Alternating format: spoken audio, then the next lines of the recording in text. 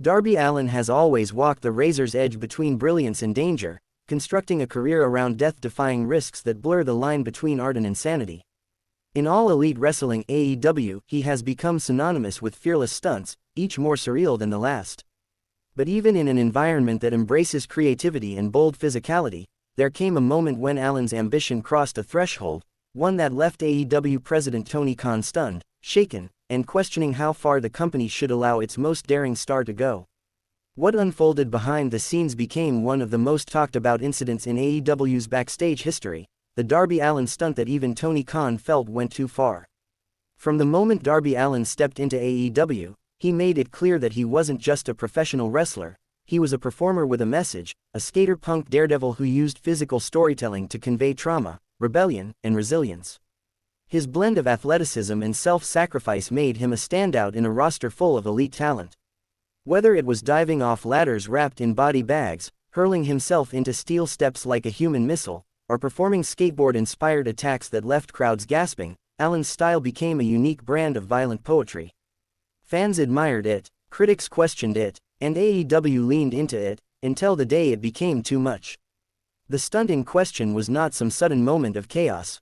It was the result of week-long creative planning leading into a major AEW TV segment.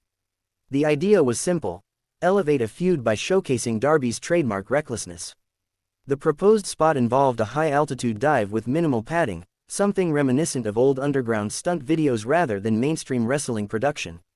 Darby was excited, others were nervous. According to those present, Darby pushed the idea forward with complete conviction, arguing it was essential for the story. Producers and talent agents reportedly expressed concern, warning that the spot carried a high risk of catastrophic injury. But Darby insisted he could perform it safely.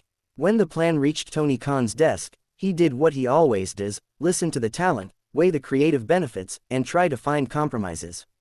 Khan trusted Darby, but he also understood the implications.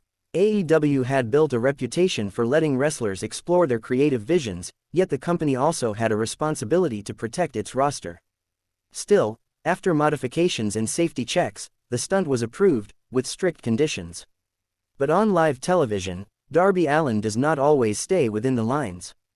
The stage was set, cameras were rolling, the crowd was electric. The stunt Darby performed ended up going far beyond what AEW had rehearsed. Instead of executing the landing in a controlled fashion, Darby added height, speed, and an unexpected rotation that no one backstage had anticipated. It was a split-second decision, one that elevated the spectacle but drastically magnified the danger. When Darby landed, the arena fell silent. Even seasoned wrestlers watching on monitors reportedly recoiled. The landing was brutal, the impact real, and the risk unmistakable. For a moment, it looked like Darby might not get up at all. Medics rushed over. Trainers checked his breathing, reflexes, and spine alignment. After a tense minute, Darby insisted he was fine and pushed himself back to his feet. The crowd erupted. Commentary framed it as another fearless moment from the daredevil of AEW. But backstage, Tony Khan was not celebrating. Multiple sources described Tony Khan as visibly shaken after the stunt. He is known for his calm, analytical leadership, but the unexpected escalation caught him completely off guard. Khan reportedly pulled aside producers, medical staff, and Darby himself for an urgent post-segment meeting. The core issue was not the stunt itself, it was the deviation from the agreed structure. Khan emphasized 3 points. 1. Safety protocols had been put in place for a reason. 2. Darby's improvisation had created unnecessary risk for himself and potentially others. 3. AEW could not, under any circumstances, allow unapproved escalations on live television. Darby listened but defended his actions, insisting that the adrenaline and crowd energy pushed him to make the moment stronger. He believed the risk was calculated, not reckless. Khan disagreed. For the first time since Darby joined AEW, Tony Khan reportedly told him that he had crossed a line, one that jeopardized both his future and the reputation AEW had been working hard to build. AEW has seen countless high-risk spots, from exploding barbed wire matches to cage dives. So why did this one cause such a severe response from the company's top executive? There were 4 major reasons. 1. Improvisation breaks safety systems. Professional wrestling is dangerous, but the danger is controlled. Every major stunt is rehearsed, analyzed, and medically assessed. When Darby changed the move mid-air, he disrupted that system. 2. The risk of life-threatening injury was extreme. Medical staff later confirmed that the altered rotation could have easily resulted in spinal trauma, internal bleeding, or paralysis. 3. It set a dangerous precedent. If one wrestler pushes boundaries without approval, others may feel pressured to do the same. AEW needed to maintain safe expectations.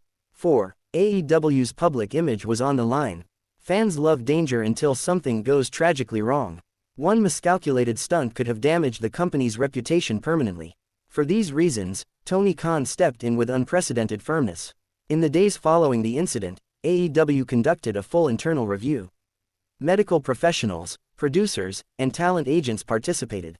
The conclusion was clear: Darby Allin's artistic passion could never outweigh the safety of the roster. AEW introduced new guidelines. High-risk stunts must be approved in writing by both medical and production teams.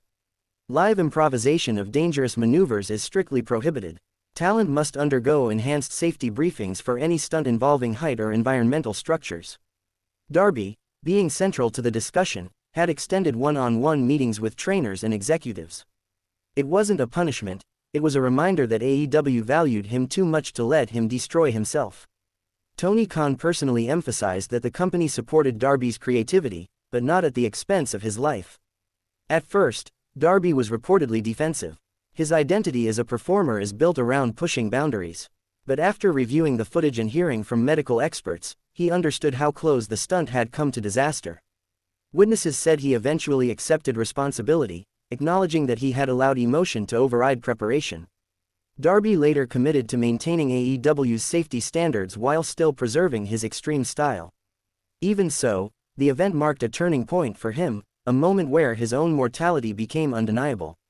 When news of the backstage confrontation leaked, fans were divided. Some praised Darby for his unmatched dedication and fearless innovation. Others criticized the recklessness, arguing that no stunt is worth permanent injury. Many applauded Tony Khan for stepping in and enforcing stricter oversight. The debate highlighted a deeper question within the wrestling world: how far is too far? Professional wrestling thrives on spectacle, but the physical toll is real. Darby Allin's stunt forced fans and industry insiders alike to confront the delicate balance between artistry and self-preservation. Since the incident, Darby's performances have continued to be high energy and emotionally charged.